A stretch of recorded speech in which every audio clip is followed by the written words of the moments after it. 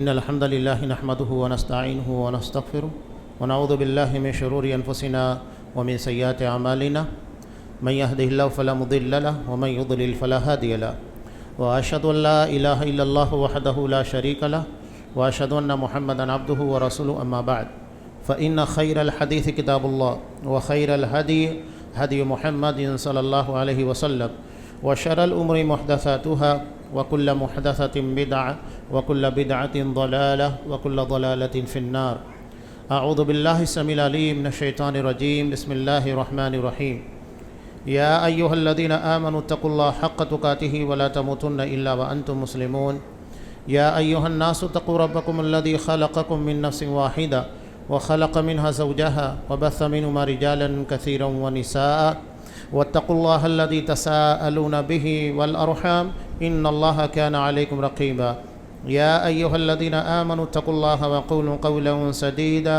يصلح لكم أعمالكم ويغفر لكم ذنوبكم ومن يطع الله ورسوله فقد فاز فوزا عظيما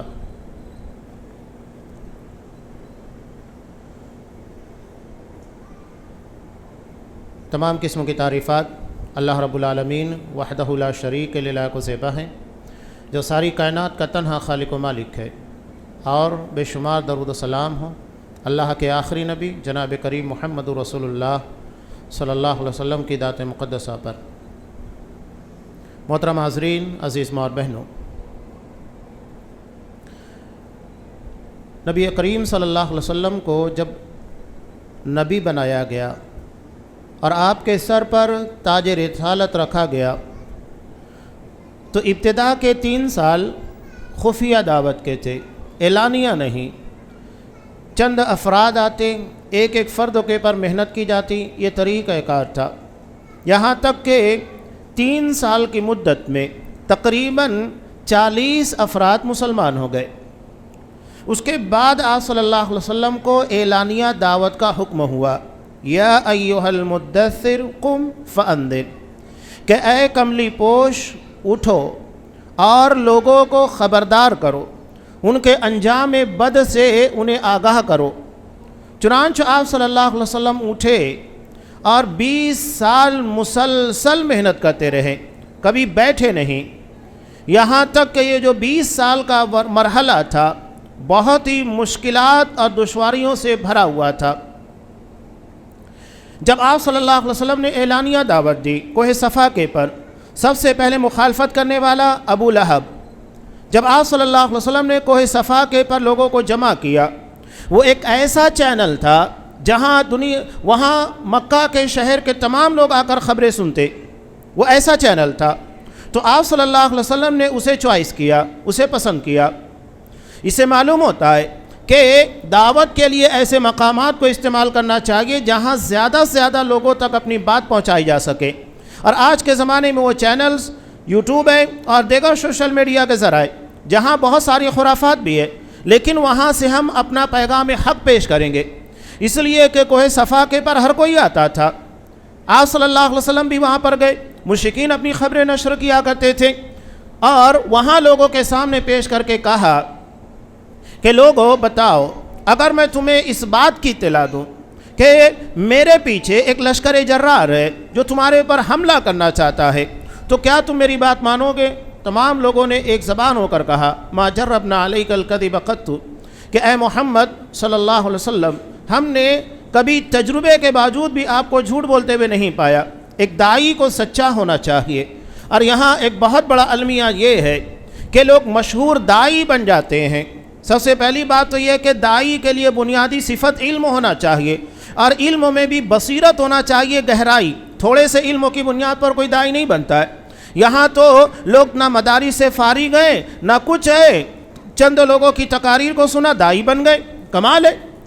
قرآن مجید نبی کریم صلی اللہ علیہ وسلم کے تعلق سے کیا کہتا ہے؟ سورہ یوسف کے آخر میں حضرت یوسف علیہ السلام کا پورا واقعہ پڑھیے گا، اس کے بعد قرآن یہ کہہ رہا ہے قُلْ هَذِهِ سَبِيلِي أَدْعُو إِلَى اللَّهِ عَلَى بَصِيرَةٍ، کہہ دو یہ میرا راستہ ہے، پیٹرن، منہج، یہ سارے اصول اور ضابطے طے ہیں، یہ دعوت کے لیے بھی ہے، نماز روزے عبادات تمام چیزوں کے لیے۔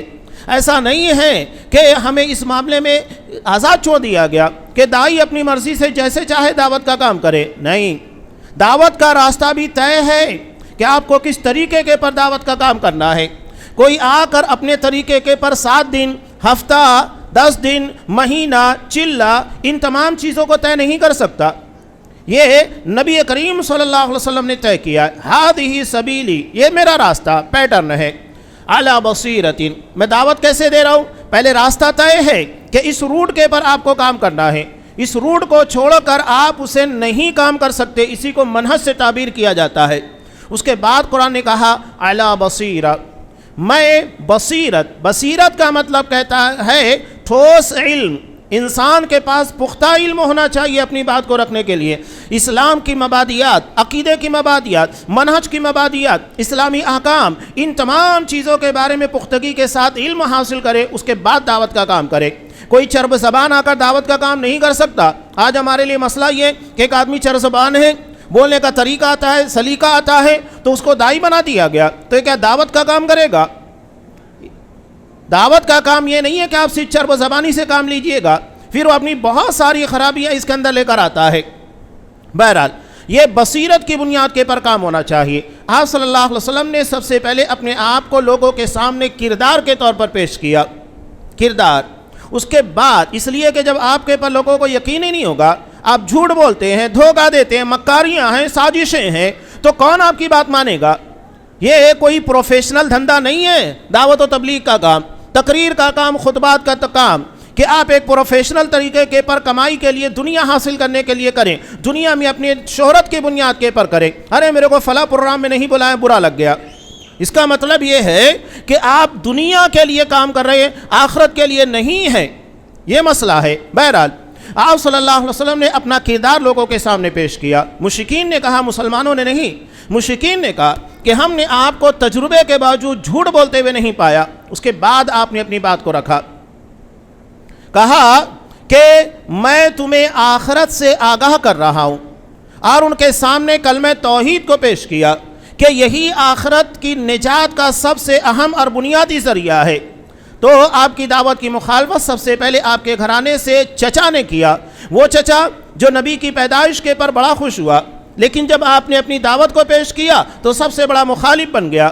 یہی ہوتا ہے کہ ایک دنیا دار اور دیندار کے درمیان بڑا فرق ہوتا ہے۔ چچا دنیا دار تھا، اس نے دیکھا کہ میرے مرحوم بھتیجے کے گھر کے بھائی کے گھر میں ایک اولاد آ گئی ہے، تو دنیا کی بنیاد پر خوش ہوا۔ لیکن اس سے بڑا اعزاز تھا، اور یہ سب سے بڑا اعزاز تھا کہ میرا اپنا بھتیجا نبی بنایا گیا ہے، تو اس سے زیادہ خوشی یہاں ہونا چاہیے پیدائش سے زیادہ، لیکن وہاں اس نے خوشی نہیں منائی بلکہ آپ کی دعوت کے پر پتھر برسائے۔ یہی بہت بڑا فرق ہے۔ اور آج جاہل لوگ اسی کے ایک خواب کی بنیاد کے پر وہ سچا ہے جھوٹا ہے 2 نمبر کی بات، اس کی سچائی کا کوئی اعتبار نہیں، کہ اسے پیر کے دن، جس دن نبی کو اس نے آزاد کیا اپنی انگلی کے اشارے سے، حضرت صہیبہ رضی اللہ تعالیٰ عنہ کو، جس نے نبی کی پیدائش کی خوشخبری دی تھی، تو اسے آزاد کر دیا نبی کی پیدائش کی خوشی میں، تو اس کی بنیاد کے پر اسے جہنم میں کچھ افاقہ ملتا ہے، اس کے ذریعے پانی ملتا ہے اور راحت کا سامان ہوتا ہے۔ کمال ہے، قرآن مجید نے جس کی انگلیوں کو ٹارگٹ کیا، ہاتھوں کو ٹارگٹ کیا، تبت یدا ابی لہب، ابو لہب کے دونوں ہاتھ ٹوٹ جائیں، وہ برباد ہو جائے، تو بتائیے قرآن نے جن ہاتھوں کو ٹارگٹ کیا، ہاتھوں میں انگلیاں ہوتی ہے، تو اس سے اسے راحت کیسے ملے گی؟ اور جہنم کوئی آرام گاہ نہیں ہے، وہاں ایک لمحے کا سکون نہیں ہے۔ قرآن جس کے بارے میں کہتا ہے وساعت مستقرہ، کہ یہ سب سے بدترین ٹھکانہ ہے، تو راحت کیسے ملے گی؟ بہرحال یہاں سے آپ صلی اللہ علیہ وسلم نے آغاز کیا۔ اس کے بعد مخالفتیں شروع ہو گئی، حج کا موسم قریب آیا، اور حج کے اندر ہوتا یہ تھا کہ اطراف کے تمام علاقوں سے لوگ حج کے لیے آتے۔ اب ایسے میں مشرکین کے لیے بڑا چیلنج یہ ہو گیا کہ آپ صلی اللہ علیہ وسلم کی دعوت کو کیسے روکا جائے۔ ہم نے مکہ کے اندر تو کنٹرول کرنے کی کوشش کی، لیکن آپ کی باتوں میں چاشنی ہے، آپ کی دعوت کے اندر اثر ہے، سچائی ہے، صداقت ہے، امانت ہے، تو یہ کیسے ممکن ہے کہ باہر کے لوگوں کو ہم روک سکیں؟ چنانچہ انہوں نے مشورہ کرنے کے بعد، میٹنگ کرنے کے بعد، مکہ کے تمام راستوں کے پر جہاں سے حجاج کرام داخل ہوتے، ان لوگوں کو متنبہ کرنے کے لیے کچھ آدمیوں کو بٹھا دیا گیا کہ مکہ میں ایک شخص محمد صلی اللہ علیہ وسلم ہے جو اپنی نبوت کا دعویٰ کرتا ہے، اس کی بات مت سننا۔ اگر تم اس کی بات سنو گے، باپ بیٹے کا، بیٹا باپ کا دشمن بن جائے گا، گھروں کے اندر نفرتیں پیدا ہو جائے گی۔ اب سوچئے گا کہ وہ کام جو آپ صلی اللہ علیہ وسلم مسلمان نہیں کر سکتے تھے کہ مکہ میں آپ کی نبوت کے بارے میں آنے والے تمام حجاج کرام کو بتایا جائے، نہیں کر سکتے تھے۔ اللہ نے وہی کام مشرکین سے مخالفت میں لے لیا، انہوں نے نفرت میں وہ کام کر دیا، آپ کی نبوت کے بارے میں سب کو بتا دیا۔ اب لوگ متجسس ہوتے ہیں، تجسس ہوتا ہے کہ آخر کیوں روکا جا رہا ہے، جا کر ہم بھی تو دیکھیں وہ اپنی نبوت کے پر کیا دلیلیں پیش کرتا ہے، کیا اس کی باتوں میں سچائی ہے یا نہیں ہے۔ تو لوگ گئے، تو یہاں سے آغاز ہوتا ہے بڑی شدید مخالفتیں بھی، یہاں تک کہ آپ صلی اللہ علیہ وسلم نے 10 نبوی میں یعنی نبوت کا 10واں سال جو مکہ کا تھا، ہجرت کا سال مدینہ میں ہے لیکن نبوت کا سال مکہ کے اندر تھا، چنانچہ آپ صلی اللہ علیہ وسلم طائف بھی گئے۔ آپ مکہ سے باہر پہلی مرتبہ طائف تشریف لے کر گئے کہ وہاں کے لوگ شاید آپ کی باتوں کو مانیں، لیکن نتیجہ کیا ہوا؟ 10 دنوں کا انتہائی پرخطر سفر۔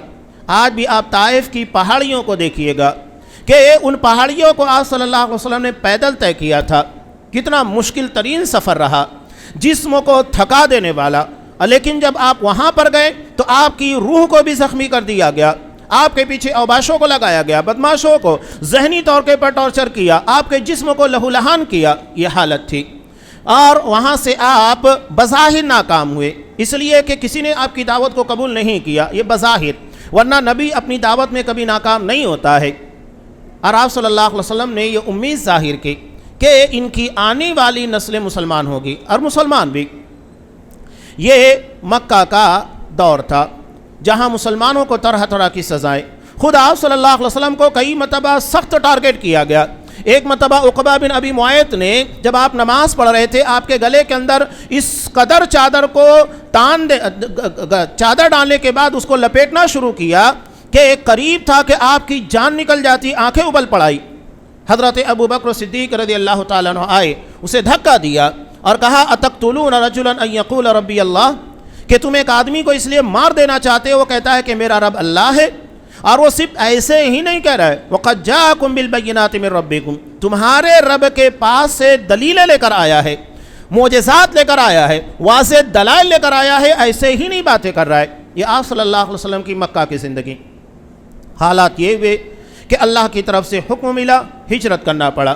ہجرت کرنے کے بعد مدینہ آئے، مدینہ میں بھی ایسا نہیں تھا کہ آپ کو سکون اور چین ہو، بلکہ یہاں پر دشمنان کی تعداد بڑھ گئی۔ مکہ والے جو پہلے سے دشمن تھے، اس کے بعد مدینہ آنے کے بعد مدینہ کے جو مشرکین تھے وہ دشمن، اور منافقین جو بظاہر مسلمان کے درمیان تھے، نماز پڑھتے، مسلمانوں کے ساتھ رہتے، لیکن وہ بھی دشمن، یعنی وہ تمام لوگوں سے کہیں زیادہ بدترین دشمن تھے جو مسلمانوں کی صفوں کے اندر تھے۔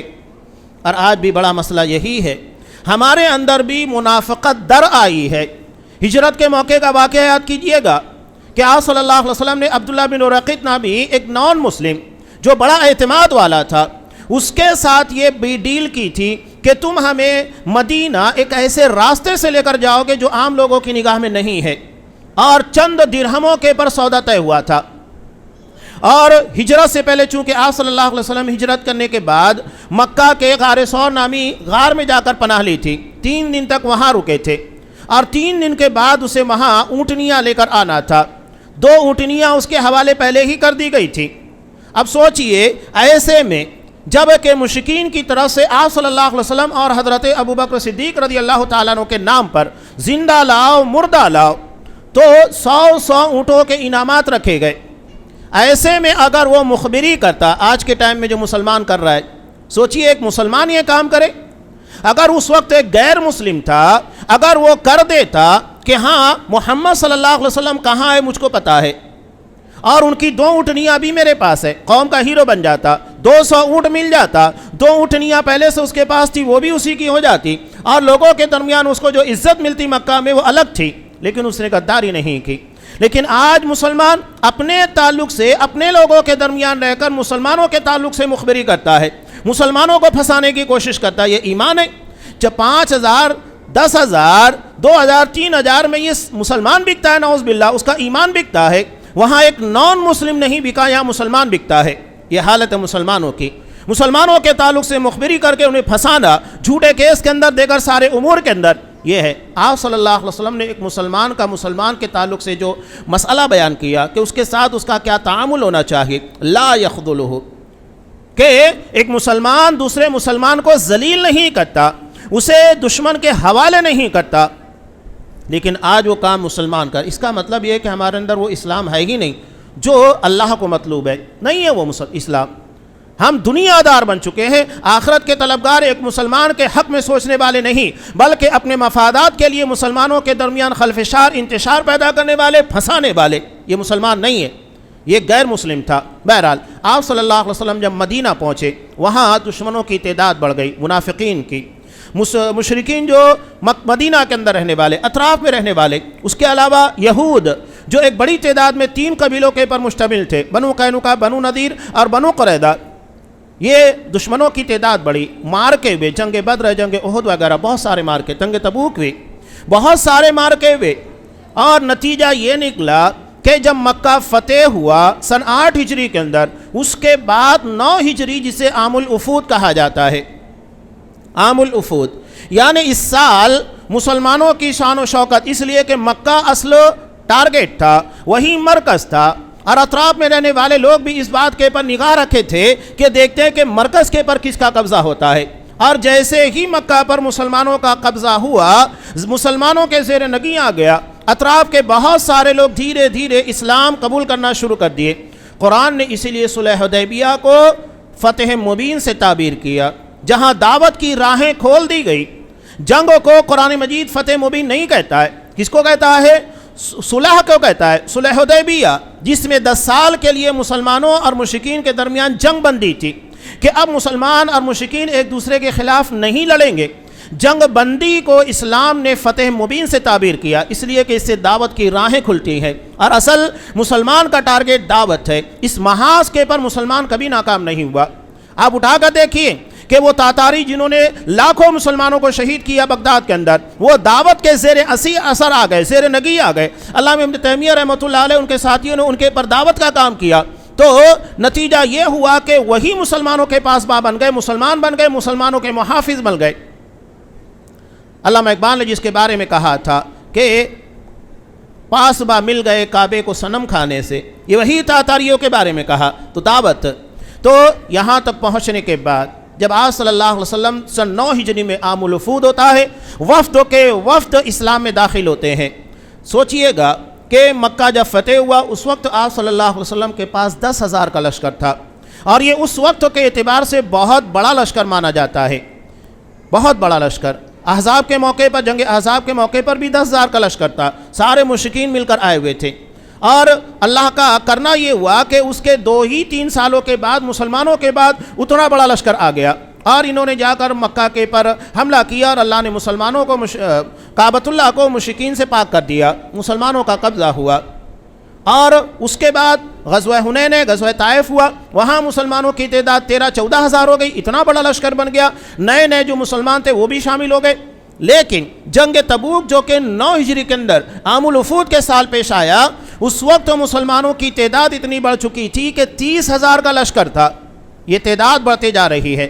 اور جب آپ صلی اللہ علیہ وسلم اپنی دعوت کی انتہا پر پہنچے تو آپ صلی اللہ علیہ وسلم کے پر سورہ نصر نازل ہوئی، اذا جاء نصر اللہ والفتح، کہ اللہ کی مدد آئی اور آپ کو فتح حاصل ہو گئی، غلبہ حاصل ہو گیا، اللہ نے تمام لوگوں کے پر آپ کو تسلط عطا کر دیا۔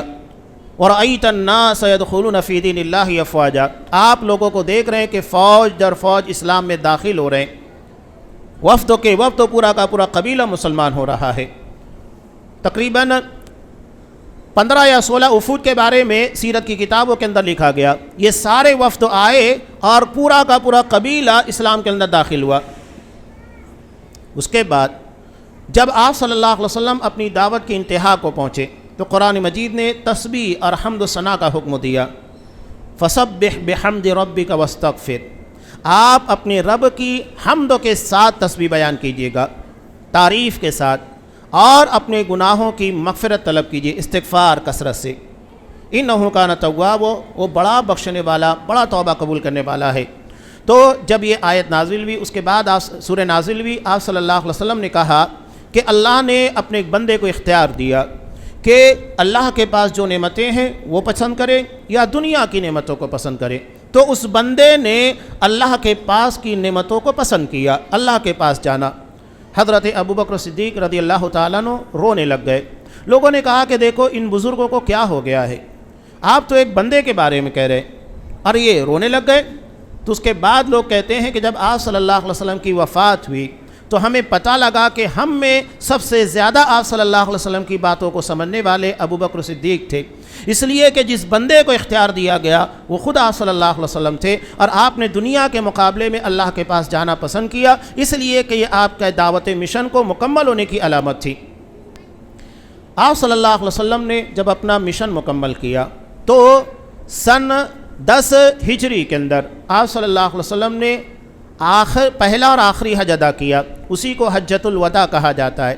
آپ صلی اللہ علیہ وسلم نے اپنی پوری زندگی کے اندر 4 عمرے کیے ہیں اور 1 حج ادا کیا ہے۔ تو جب لوگوں کو معلوم ہوا کہ آپ صلی اللہ علیہ وسلم حج کرنے کے لیے جا رہے تو سارے قبیلوں کے اندر یہ آواز پھیل گئی، اور ہر قبیلہ چاہتا تھا اور ہر مسلمان چاہتا کہ نبی کے اللہ کے آخری نبی کے ساتھ اپنا حج ادا کرے، آپ کی تمام سنتوں کو اور حج کے اراکین کو، مناسک حج کو اچھے طریقے سے جان لے۔ اور آپ نے اعلان اور منادی بھی کرا دیا کہ میں حج کے لیے نکلنے والا ہوں۔ حالانکہ اس کے پہلے بھی 2 مرتبہ حج ہوا، ایک حضرت علی رضی اللہ تعالیٰ عنہ اور ایک حضرت ابوبکر صدیق رضی اللہ تعالیٰ عنہ کی عمارت میں، لیکن یہ تیسرا حج تھا وہ آپ صلی اللہ علیہ وسلم کی عمارت میں ہوا، آپ کی قیادت و سیادت میں۔ لوگوں کے پاس اس وقت تو کوئی ریکارڈ نہیں تھا، نہ آج کی طرح ان لوگوں کی نوٹ کی جاتی تھی، مردم شماری کی جاتی تھی۔ تو الگ الگ اندازوں کے مطابق 1,24,000 1,44,000 لوگ کہتے ہیں۔ اتنا بڑا مجمع تھا جو آپ صلی اللہ علیہ وسلم کے ساتھ حج کرنے کے لیے جمع ہوا، اس وقت اتنا بڑا مجمع جمع ہوا۔ سوچئے 23 سال پہلے جب آپ نے اپنی دعوت کو شروع کیا تھا تو مکہ کی حالت کیا تھی؟ کوئی آپ کو تسلیم کرنے کے لیے جلدی تیار نہیں ہوتا۔ مسلمانوں کی، فداکاروں کی، جانثاروں کی ایک جماعت تیار ہوئی دھیرے دھیرے، 3 سالوں میں تقریباً 40 لوگ مسلمان میں، اور اس کے بعد یہ بات بڑھتے بڑھتے صرف 20 سال کا عرصہ لگا، لاکھوں میں پہنچ گئی۔ یہ آپ کی دعوت تھی، کتنی محنت کی ہوگی۔ یہ میں نے مختصر سا خاکہ پیش کیا۔ جب آپ صلی اللہ علیہ وسلم حجۃ الوداع کے موقع پر پہنچے تو وہاں پر آپ نے جو خطبہ ارشاد فرمایا، بڑے اختصار کے ساتھ میں اس کے بارے میں چند باتیں آپ کے سامنے رکھنا چاہتا ہوں۔ آپ صلی اللہ علیہ وسلم نے اللہ کی حمد و ثنا بیان کی، اور اس کے بعد خطبہ دیتے ہوئے کہا، جیسا کہ جمعہ کے دن اور دیگر مواقع کے پر خطبہ مسنونہ سنا جاتا ہے، آپ صلی اللہ علیہ وسلم نے سب سے پہلی اور اہم بات کہی لوگوں کی جان، مال، عزت و ناموس کے تعلق سے۔ کہا کہ جس طرح آج کعبۃ اللہ کی حرمت ہے، یعنی یہاں پر کوئی ایک دوسرے کے ساتھ زیادتی نہیں کرتا، نہ اس کا مال ناجائز طریقے سے لیتا ہے، نہ اس کی جان کے پر کسی قسم کا حملہ کرتا ہے، نہ کوئی اور قسموں کی چھڑکانی، تو مسلمان کی جان، مال، عزت نفس اسی طرح ایک دوسرے کے لیے قابل احترام ہے جس طرح کہ کعبۃ اللہ کی عزت ہے۔ یہ آپ صلی اللہ علیہ وسلم نے تمام مسلمانوں کو پیغام دیا، اور آج آپ دیکھیں سوشل میڈیا ان تمام چیزوں سے بھرا ہے۔ مسلمان وہ تو مانتا ہے، لیکن غیر مسلم بھی ان تمام چیزوں کو دیکھنے کے بعد تسلیم کرنے کے لیے تیار ہو گیا کہ حقیقت میں پیس کا، امنوں کا اگر کوئی مذہب ہے وہ صرف مسلمانوں کے پاس ہے، اسلام ہے، کہ اتنے بڑے جماوڑے کے اندر کسی قسم کا کوئی حادثہ نہیں، وہاں امیر و غریب، راجہ پرجا سب ایک مقام کے پر، اور وہ آخری کے 5 دن ایسے ہوتے ہیں جہاں کسی قسم کی کوئی رعایت نہیں، تمام لوگوں کو ایک مقام کے پر لا کر کھڑا کر دیا جاتا ہے۔ دراصل یہی محشر کا منظرنامہ ہے کہ قیامت کے دن بھی اسی طرح تمام، وہاں تو لباس بھی نہیں ہوگا، یہاں ایک لباس ہوتا ہے احرام کے، وہاں وہ لباس بھی نہیں ہوگا، تو اسی کنڈیشن میں مرد ہے، خواتین ہیں، بوڑھے ہیں، بچے ہیں، سب جمع ہوں گے۔ یہ دراصل آخرت کی ریہرسل ہے، آخرت کی تیاری ہے، اسی لیے خاص طور کے پر اسے عمرہ کے پر فرض کیا گیا، اس لیے کہ مالداری انسان کو آخرت طلبی سے دنیا داری کی طرف لے کر آتی ہے۔ تو ان لوگوں کے لیے ایک تو ظاہری چیز ہے کہ مالداری وہاں تک جا سکتا ہے، مال ہونا ضروری ہے، تو یہ تو ظاہر ہے، لیکن حقیقت میں یہ پیغام ان کے لیے ہے جن کے دلوں میں دنیا بسی ہوئی ہے، انہیں ان چیزوں سے نکال کر آخرت کی طرف لے کر جانا ہے۔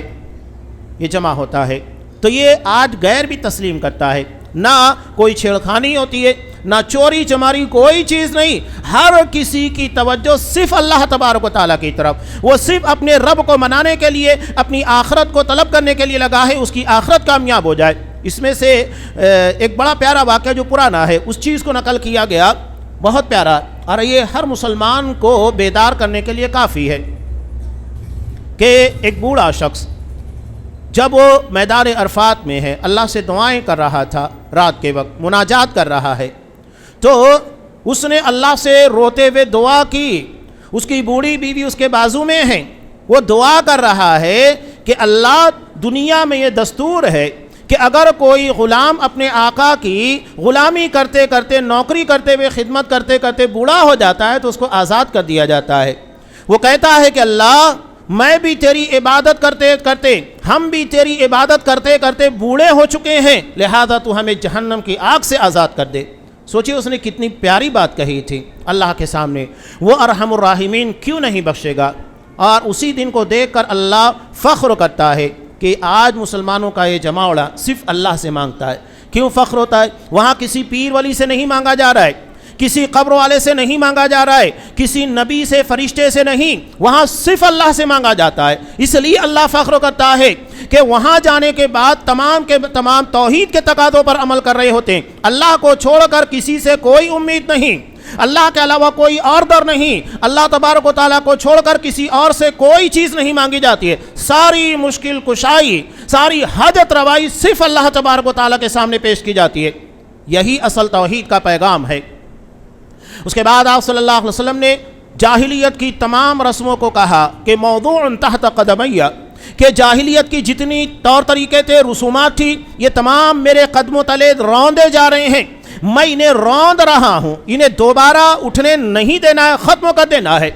لیکن آج افسوس کے ساتھ آج رسومات ایسے ہمارے سماج اور معاشرے کے اندر جڑ پکڑے ہوئے کہ اللہ رحم کرے۔ آپ نے یہ بھی کہا تھا کہ تم سب آدم کی اولاد ہو، کتنا زبردست پیغام دیا، جتنے ہیں سب کے سب آدم کی اولاد ہے۔ اللہ نے حضرت آدم علیہ السلام مائی حوا کے ذریعے پوری دنیا کے انسانوں کو پیدا کیا، ہم سب کے ماں باپ ایک ہی ہیں۔ پھر یہ برادری، یہ اونچ نیچ کا معاملہ آیا کہاں سے؟ آپ صلی اللہ علیہ وسلم نے وہاں پر صاف کہا، الا لا فضل لعربی علی عجمی ولا عجمی علی عربی، کہ کسی اجمی کو کسی عربی پر، کسی عربی کو کسی اجمی پر، عربی کہتے عرب کے رہنے والے، اور اس کے علاوہ جتنے ہیں، ہم ہندوستانی کا یہ بقیہ دنیا کے جتنے ممالک، ان سب کو اجمی کہا جاتا ہے۔ تو آپ نے کہا کسی عربی کو کسی اجمی پر، اور کسی اجمی کو کسی عربی پر کوئی فضیلت نہیں، نہ کسی کالے کو گورے پر، گورے کو کالے کے پر کوئی فضیلت نہیں، الا بالتقوی، مگر تقوی کی بنیاد پر۔ اور یہ اختیاری چیز ہے، ہر کوئی تقوی اختیار کر سکتا ہے، متقی بن سکتا ہے، لیکن کالا گورا ہونا، برادری کی بنیاد کے پر کسی خاندان میں پیدا ہونا کسی کے بس کی بات نہیں ہے۔ کوئی اللہ سے پیدا ہونے سے پہلے یہ نہیں کہتا ہے اللہ مجھے فلاں قبیلے کے اندر، فلاں برادری کے اندر پیدا کر، اللہ مجھے ایسا بنا دے۔ اور ان بنیادوں کے پر جنت و جہنم کے فیصلے نہیں ہیں، بلکہ یہ فیصلے تقوی کی بنیاد کے پر ہے۔ اور تقوی میں سب سے بڑی چیز ہے کہ آپ شرک سے بچے ہوئے ہوں، بدعت اور خرافات سے بچے ہوئے ہوں۔ تو آپ صلی اللہ علیہ وسلم نے یہ پیغام دیا۔ اس کے بعد آپ نے تجارتی امور کے اندر سود کو حرام کیا اور کہا کہ سب سے پہلے میں اپنے خاندان، اپنے چچا حضرت عباس رضی اللہ تعالیٰ عنہ کے سود کو حرام کرتا ہوں۔ سب سے پہلے اپنے گھر سے آغاز کیا کہ تجارت کے اندر شفافیت ہو۔ پہلے تو لوگوں کی عزت و ناموس، مال، ان تمام چیزوں کے بارے میں، دوسرا آپ نے لوگوں کی تجارت کے بارے میں کہا، اور تیسری بات رسومات کے تعلق سے کہی جو میں نے ابھی آپ کے سامنے رکھا۔ اس کے بعد آپ صلی اللہ علیہ وسلم نے لوگوں کو وصیت کرتے ہوئے کتاب و سنت کہا کہ میں تمہارے درمیان دو چیزیں چھوڑ کر جا رہا ہوں، اللہ کی کتاب اور میری سنت، اسے مضبوطی سے تھامے رہنا، یہ ہمارا سب کچھ ہے، اور اسے مضبوطی سے تھامیں گے تو بقیہ تمام چیزیں اسی کے اندر آ جائے گی۔ یہ نچوڑ ہے ان تمام چیزوں کا، اور اسی کے اندر سب کو لا کر جمع کر دیا گیا ہے کہ اللہ کی کتاب اور محمد صلی اللہ علیہ وسلم کی سنت کو مضبوطی سے پکڑ لیا جائے، یہ ہے۔ اس کے بعد آپ صلی اللہ علیہ وسلم نے عورتوں کے بارے میں کہا، یہ ہماری آدھی آبادی، اور بلکہ ایک اعتبار سے دیکھا جائے تو ہمارے بچوں کی تربیت کی اولین درسگاہ ہے، تو یہ جب صحیح رہیں گی تو نسلیں صحیح رہیں گی۔ جارج برنارڈ شاہ کے بارے میں ایک جملہ نقل کیا جاتا ہے کہ اس نے عورتوں کے بارے میں بڑی پیاری بات کہی تھی۔ اس نے کہا تھا کہ تم مجھے ایک اچھی ماں دو، میں تمہیں ایک اچھی قوم دوں گا۔ یہ اس کا جملہ ہے، لوگ اسے نقل کرتے ہیں۔ آپ صلی اللہ علیہ وسلم نے اس سے کہیں زیادہ جامع اور شاندار بات کہی۔ مسلم کی روایت کہ الدنیا کلھا متاع وخیر متاع الدنیا المرأة الصالحہ، کہ پوری کی پوری دنیا یہ فائدہ اٹھانے کی جگہ ہے، انسانوں کے فائدے کے لیے، اور سب سے بہترین فائدہ اٹھانے کی چیز نیک بیوی ہے۔ حضرت عمر فاروق کہتے ہیں کہ نیک بیوی رہے گی اولاد نیک ہوگی۔ تو یہاں سے صالحیت شروع ہوتی ہے، صرف ماں نہیں بلکہ بیوی، وہاں سے آغاز ہوتا ہے کہ انتخاب دینداری کی بنیاد کے پر کیا جائے، دنیا داری کی بنیاد پر نہیں۔ ہمارے ہاں دنیا داری کی بنیاد پر سب ہوتا ہے، دینداری کی بنیاد کے پر نہیں۔ اگر ہم نے دینداری کو ترجیح دی تو نتیجہ یہ ہوگا کہ لوگ اپنی بچیوں کو دیندار بنائیں گے، لیکن ہمارے ہاں چونکہ وہ نہیں دیکھا جاتا، چمڑی اور دمڑی دیکھی جاتی ہے، تو لوگ اسی پر سب سے زیادہ محنت کرتے ہیں کہ کتنا روپیہ دے دیں، کتنا پیسہ دے دیں، اور کتنا اسے بیوٹی پارلر کے اندر لے جا کر سجا دیں، بس یہی ہے۔ اور اس کے بعد دیکھیے کہ ارتداد کی لہر میں اتنی آسانی کے ساتھ ہماری بچیاں بہ جاتے ہیں، بچے بہ جاتے ہیں، اس لیے کہ ان کی بنیادیں مضبوط نہیں ہیں۔ صرف ظاہر نظر آ رہا ہے کہ بہت کچھ ہے، لیکن اندر سے جو بنیاد اور جڑوں کے اندر خوبیاں پائی جانا چاہیے، مضبوطی اور پائیداری، وہ ہے ہی نہیں، اسے مضبوط کرنا چاہیے۔ آپ صلی اللہ علیہ وسلم نے عورتوں کے تعلق سے کہا کہ میں تمہیں عورتوں کے بارے میں وصیت کر رہا ہوں۔ آپ نے خاص طور سے اس لیے کہ یہ کمزور پیدا ہوئی ہیں، یہ مردوں کے مقابل کمزور ہوتی ہیں، جسمانی اعتبار سے بھی، طاقت کے اعتبار سے بھی، سماجی اثر رسوخ کے اعتبار سے بھی، کہ جو اثر رسوخ، طاقت و قوت مرد کو حاصل ہے وہ عورتوں کو نہیں ہے، لہذا ان کے ساتھ احسان کرنا، اس لیے کہ تم نے انہیں اللہ کے کلمے کی بنیاد کے پر حلال کیا ہے، وہ تمہاری زوجیت کے اندر ہے۔ تو یہ آپ صلی اللہ علیہ وسلم نے چند اہم چیزوں کا تذکرہ کیا۔ اگر دیکھا جائے تو خطبہ حجۃ الوداع جو آپ صلی اللہ علیہ وسلم نے پیش کیا، اس میں دین کی تمام بنیادی باتوں کو لا کر جمع کر دیا، کتاب و سنت کو مضبوطی سے تھامنا تاکہ ہمارا دین صحیح رہے۔ اس کے بعد آپ صلی اللہ علیہ وسلم نے عزت و ناموس اور لوگوں کی جان مال، ان تمام چیزوں کے بارے میں کہا۔ یہ دراصل پوری عالمی سطح کا مسئلہ ہے، اور آج تو حالت یہ ہے، آپ صلی اللہ علیہ وسلم نے کہا تھا نا، اور ویسا ہی پیش ہو رہا ہے کہ میرے بعد تم الحرج دیکھو گے۔ تو صحابہ نے کہا کہ یہ الحرج کیا ہے؟ کہا کہ قاتل کو پتہ نہیں ہوگا کہ میں کیوں مار رہا ہوں، اور نہ مقتول کو پتہ ہوگا کہ مجھے کیوں مارا گیا، یعنی وہ کرائے کے قاتل اور مرنے والوں کو پتہ نہیں ہے کہ مجھے کیوں مارا جا رہا ہے۔ آپ ملک شام ہے، عراق وغیرہ کے اندر جو حالت مسلمانوں کی رافضیوں کی، اور آج لوگ گن گاتے ہیں ایرانیوں کے، رافضیوں کے۔ میں نے پچھلے ٹائم بھی ایک مرتبہ خطبہ دیا تھا ان کی حقیقت کو بیان کرنے کے لیے۔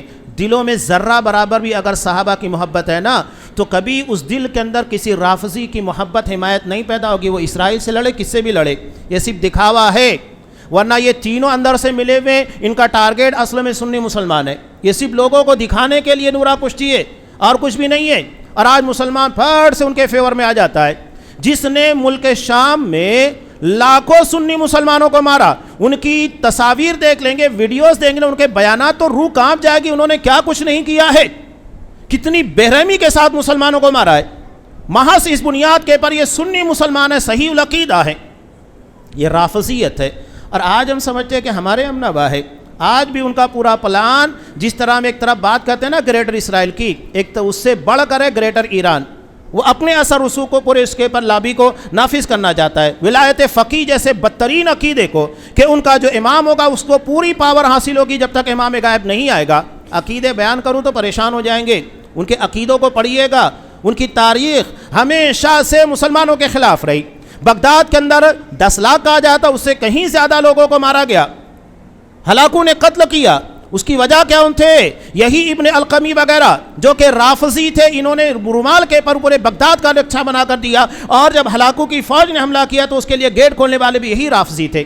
ہمیشہ مسلمانوں کے سینے میں انہوں نے خنجر گھونپا ہے، ہمیشہ پیچھے سے وار کیا ہے۔ ہندوستان کی تاریخ میں میر جعفر، میر صادق سب رافضی شیعہ تھے، یہ کبھی مسلمانوں کے سگے نہیں بھی ہیں، اور ان لوگوں کے یہاں پر تقیہ ہے، دھوکہ ہے، دھوکہ دینا ہے لوگوں کو۔ یہ ساری چیزیں آپ کو کھلے طور کے پر ملے گی۔ بہرحال یہ بات ضمناً آ گئی کہ کس طرح آج مسلمانوں کو دھوکہ دیا جا رہا ہے۔ آپ صلی اللہ علیہ وسلم نے کہا کہ قاتل کو پتہ نہیں ہوگا، یہ جو پراکسیز بنا کر حوثی ملیشیا اور حزب اللہ وغیرہ کو بنا کر، حماس وغیرہ کو بنا کر مسلمانوں میں ڈالا گیا. کیوں ڈالا گیا؟ یہ صرف مسلمانوں کو مروانے کے لیے، ان کی طاقت کو کمزور کرنے کے لیے، اور کچھ نہیں ہے. آج لوگ حماس کو مسلمان سمجھتے ہیں کہ مسلمانوں کے حق میں کون سا فائدہ کیا. پوری تاریخ اڑا کر دیکھیے کہ یہ ایرانی اسرائیل کے پارلیمنٹ میں باقاعدہ باتیں ہوتی ہیں کہ ہم نے حماس کو تیار کیا اور انہیں ساری چیزیں سپلائی ہم نے کی ہے. یہ دراصل مسلمانوں، ان لوگوں کو ٹارگٹ دیا جاتا ہے کہ آپ 2-4 پٹاخے پھوڑ دو، ہم اس کے جواب میں ہزاروں مسلمانوں کو ماریں گے کہ دیکھو ان لوگوں نے ہمارے ساتھ ایسا کیا. یہ ہے ان لوگوں کی ملی بھگت اور کچھ بھی نہیں ہے. تو یہ حقیقت کو سمجھنے کی کوشش کیجئے گا. بہت خطرناک طریقے سے دھوکہ دہی مسلمانوں کے ساتھ ہو رہی ہے. تو آپ صلی اللہ علیہ وسلم نے کہا کہ قاتل کو پتہ نہیں ہوگا کہ کیوں مارا گیا، کیوں مار رہا ہوں، اور مقتول کو پتہ نہیں ہوگا کہ مجھ کو کیوں مارا جا رہا ہے. یہ حالات بنا دیے گئے. آج ایک بڑا فتنہ ہمارے درمیان نہیں ہے اپنے دین، جان، مال، عزت و ناموس کی حفاظت کے ساتھ اپنے دین، اپنے عقیدے کی حفاظت کرنا. ورنہ آج ہمارے درمیان رافضیوں کے پروردہ، ان کی حمایت کرنے والے اور ان کے عقیدہ و فکر کو لانچ کرنے والے یہ ہمارے درمیان ہیں. یہ عربوں کو بدنام کرنا، سعودی کو بدنام کرنا کیوں ہے؟ اس کا مین ٹارگٹ یہ ہے کہ اصل اسلام وہاں سے پھیلتا ہے، دعوت کا کام ہوتا ہے کویت وغیرہ سے، قطر وغیرہ سے، UAE وغیرہ سے. تو انہیں ٹارگٹ کر کے انہیں بدنام کرنا، دعوت کے کام کو روکنا ہے. یہ اصل ٹارگٹ ہے اور کچھ بھی نہیں ہے. ان کی کچھ خامیاں ہیں، اللہ سے دعا کیجیے اللہ انہیں دور کرے، لیکن اتنی بڑی نہیں ہے کہ آپ اس کو ٹارگٹ کریں. یہ ہے اصل چیز. چھوٹی موٹی باتوں کو بہت بڑا بنا کر اور اصل چیزوں کو چھپا کر لوگوں کے درمیان پیش کیا جاتا ہے. بہت بڑے پیمانے پر مسلمانوں کے ساتھ دھوکہ دہی کی جا رہی ہے. آپ صلی اللہ علیہ وسلم نے جس کے بارے میں کہا تھا، مسند احمد کی روایت، کثرت سے دھوکہ دینے والے سال آئیں گے. جھوٹے کو سچا، سچے کو جھوٹا بنا کر پیش کیا جائے گا. جو امانت دار ہوگا مسلمانوں کے حق میں اسے خائن بنا کر، اور جو خائن ہوگا اسے امانت دار بنا کر پیش کیا جائے گا. اور تمہارے درمیان روئی بزا کا ظہور ہوگا. صحابہ نے کہا کہ اللہ کا رسول یہ روئی بدا کیا ہے؟ تو آپ صلی اللہ علیہ وسلم نے کہا السفی یتکلم فی امر العامہ، بیوقوف جسے عقل و شعور نہیں ہوگا، نہ دین کی بنیادوں کے بارے میں علم ہوگا، نہ عقیدہ منہج صحیح ہوگا، نہ دین کو صحیح طور پہ جذبات ہی نہ رہے. مسلمان قوم کو پھنسا دو، لڑا دو، مروا دو، بس یہی ہوگا. کوئی شعور نہیں ہوگا، سینس نہیں ہوگا. یہ سڑک چھاپ لوگ یہ بڑی بڑی باتیں کریں گے. اور آج وہی ہے کہ انہیں اپنے عقیدے کے بارے میں پتہ نہیں، منہج کے بارے میں نہیں، نماز روزے کے بارے میں پتہ نہیں ہے کہ امریکہ کو یہ کرنا چاہیے، سعودی کو یہ کرنا چاہیے، اسرائیل کو یہ کرنا چاہیے، ایران کو یہ کرنا چاہیے. یہ باتیں کریں گے. آپ کو پتہ ہے ساری حقیقت، اس کے بارے میں بات کر رہے ہیں. آپ سعودی کو برا بلا کریں، آپ کو پتہ ہے اس کی خوبیاں کیا ہیں، نہیں بیان کریں گے. ساری خوبیوں کو چھپا کر چند چیزوں کو بنیاد بنا کر اسے بدنام کرنے کی کوشش کریں گے. آج غزہ کی جتنی مدد اکیلے سعودی عرب، کویت وغیرہ کر رہے، کوئی نہیں کر رہا ہے. ایران کوئی ایک ٹرک بھیجا اس نے، اتنے میزائل تھے تو غزہ کے پر اتنی بمباری بھی اس نے کیا کیا؟ یہ سارے سوالات ہیں. اور غزہ جہاں پر ایک آدمی آپ ایک سوئی تک نہیں لے جاتے، اتنی خطرناک چیکنگ ہوتی ہے. جو لوگ باقاعدہ وہاں وزٹ کے پر گئے وہ بتاتے ہیں اور کہتے ہیں کہ جب اتنی خطرناک چیکنگ ہوتی ہے تو حماس کے پاس یہ سب آیا کہاں سے؟ پورا گھیرا ہوا ہے اسے. اس کا مطلب بالکل واضح ہے کہ یہ تمام چیزیں سپلائی کرنے والے خود یہودی ہیں، اسرائیلی ہیں. حماس کو دیتے ہیں تم لوگ یہ کام کرو، اور جیسے ہی جنگ بندی کا معاہدہ ہوا دیکھیے سارے چوہے باہر نکل گئے بلوں سے. بڑی بڑی گاڑیاں لے کر، اچھی اچھی اسٹینڈرڈ گاڑیاں لے کر باہر نکل گئے. اور جب ان کے پر بمباری کر رہا تھا اسرائیل تو کہاں غائب تھے؟ لڑنا تھا نا. اکسا کر بھاگ گئے تاکہ مسلمانوں کا نقصان ہو. جتنے اتنی محنت سے سجایا گیا، ان کی معیشت کو مضبوط کیا گیا، تباہ کر کے نکل گئے. یہ ہے سڑک چھاپ لوگ. اور جو بھی ان کے فیور میں ہے دراصل وہ بھی اسی طرح کے سفیہ ہیں، بے وقوف ہے. انہیں نہ تو مسلمانوں کی بھلائی کا پتہ ہے، نہ ایمان عقیدے کا پتہ ہے. تو آپ صلی اللہ علیہ وسلم نے مسلمان کی جان، مال، عزت و ناموس، ان تمام چیزوں کی حفاظت کے بارے میں کہا. بلا وجہ کسی مسلمان کی جان، مال، عزت کو داؤں پر نہیں لگایا جا سکتا. یہ سب سوال ہوگا. جتنے مارے گئے، اس کے پیچھے جتنے چھپے ہوئے ایجنٹ تھے، سب اللہ کے سامنے پیش ہوں گے. کوئی بچنے والا نہیں ہے. دنیا دار الامتحان ہے، ٹھیک ہے، یہاں بچ گئے، یہاں لوگوں کو دھوکہ دیا، آخرت میں دو پاؤ گے. منافقین جیسے بظاہر قرآن مجید نے کہا نا کہ یخادعون اللہ، یہ اللہ کو دھوکہ دیتے ہیں. وہ سمجھ رہے کہ ہم اللہ کو دھوکہ دے رہے ہیں. وَهُوَ خَادِعُونَ، اللہ کہہ رہا حقیقت میں اپنے آپ کو دھوکہ دے رہے. تو آج بھی اس طرح کے جو لوگ ہیں نا سمجھتے ہیں کہ مسلمانوں کو دھوکہ دے رہے، حقیقت میں اپنے آپ کو دھوکہ دے رہے. وہ کسی کو دھوکہ نہیں دے رہے. کل اللہ کی بارگاہ میں جب دلوں کے راز کو اوپن کیے جائیں گے تب سمجھ میں آئے گا کہ حقیقت میں کون مسلمانوں کا خیر خواہ تھا اور کون دشمن تھا. تو یہ آپ صلی اللہ علیہ وسلم نے چند چیزوں کا جو بنیادی طور پر پورے اسلام کو سمیٹتی ہے، حجۃ الوداع کے موقع پر اس کو پیش کیا۔ جان، مال، عزت و ناموس کا تذکرہ کیا، معاملات میں سود کو حرام کیا تاکہ ہماری تجارت بالکل شفافیت والی ہو۔ اس کے بعد آپ صلی اللہ علیہ وسلم نے رسومات جو دین کے مقابلے میں آ کر کھڑا ہوتی ہیں انہیں ختم کرنے کا حکم دیا، علاوہ ازیں عورتوں کے ساتھ عزت کے ساتھ پیش آنے، کتاب و سنت کو مضبوطی سے تھامنے تاکہ ہمارا دین، ہمارا ایمان، عقیدہ، دنیا سب محفوظ رہے اور آخرت کی کامیابی نصیب ہو سکے۔ یہ آپ صلی اللہ علیہ وسلم کا خطبہ حجۃ الوداع تھا، جسے میں نے بڑے اختصار کے ساتھ آپ کے سامنے تشریحاً پیش کرنے کی کوشش کی۔ اللہ تبارک و تعالیٰ سے دعا ہے اللہ ہمیں ان احکامات کے پر عمل کرنے اور اسلام کی حقانیت، اس کی عالمگیری اور اس کے اصول امن شاندی، ان تمام چیزوں کو سمجھنے، عمل کرنے اور دوسروں تک پہنچانے کی توفیق عنایت فرمائے۔ ہمیں دشمنوں کی شرارت سے، سازشوں سے محفوظ رکھے، ہماری جان، مال، عزت و ناموس، دین، ہر چیز کی حفاظت فرمائے، آمین۔ بارک اللہ لنا ولکم فی القرآن العظیم ونفعنی وإیاکم بالآیات والذکر الحکیم، انہ تعالی جواد کریم ملک رؤوف رحیم۔